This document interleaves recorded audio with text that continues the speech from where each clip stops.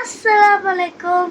அரஃபா நாளோட இம்பார்ட்டன்ஸ் பார்க்கலாமா? இந்த நாளில் தான் இஸ்லாம் முழுமை அடைஞ்சது. மக்காவை தள்ளி கொஞ்சம் தூரத்தில் ஒரு மவுண்டைன் இருக்கு, அது பேர் தான் அரஃபா. அரஃபான்னு அந்த இடத்துக்கு எப்படி பேர் வந்துச்சுன்னா, ஆதம் அலைஹிஸ்ஸலாமும் ஹவ்வா அலைஹிஸ்ஸலாமும் மிகப்பெரிய தப்பு பண்ணிட்டாங்க. அதனால அல்லாஹ் அவங்க 2 பேரையும் பிடிச்சு வச்சுட்டாங்க. அவங்க நிறைய பாவ மன்னிப்பு கேட்டு அல்லாஹ் அவங்கள திருப்பி சேர்த்து வச்சது தான் அந்த இடம் தான் அரஃபா.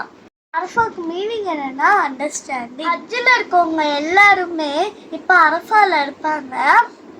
போக முடியாதவங்களுக்குலாம் அல்லாஹ் சொல்லியிருக்காங்க நோன்பு வைக்கணும்னு. நோம்போட சிறப்பு என்னன்னா, நம்ம முன் செஞ்ச பாவங்களையும் பின் செஞ்ச பாவங்களையும் எல்லாம் மன்னிப்பாங்க. முஹம்மது ஸல்லல்லாஹு அலைஹி வஸல்லம் இந்த நாளில் தான் லாஸ்ட் ஸ்பீச் கொடுத்தாங்க. முஹம்மது ஸல்லல்லாஹு அலைஹி வஸல்லம் சொல்லியிருக்காங்க, இந்த நாளில் கேட்குறது விட ரொம்ப ரொம்ப ரொம்ப சிறந்தது. அல்லாஹ் அதை உடனே கபூல் செய்வான். முஹம்மது ஸல்லல்லாஹு அலைஹி வஸல்லம் சொல்லியிருக்காங்க, அல்லாஹ் இந்த நாளில் தான் நரகத்தில் இருக்கவங்கள எல்லாத்தையும் விடுதலை செய்வாங்க. அல்லாஹ்வுக்காண்டி நம்ம இன்னைக்கு ஒரு நாள் நோன்பு வச்சா அல்லாஹ் நம்மளோட ஃபேஸை நரகத்துலேருந்து 70 இயர்ஸ் பாதுகாக்கிறாங்க. அல்ஹம்துலில்லாஹ். நானும் இன்னைக்கு நோன்பு வச்சிருக்கேன். நீங்களும் எங்களுக்காண்டி துவா செய்யுங்க, நாங்களும் உங்களுக்காண்டி துவா செய்கிறோம். மா சலாமா.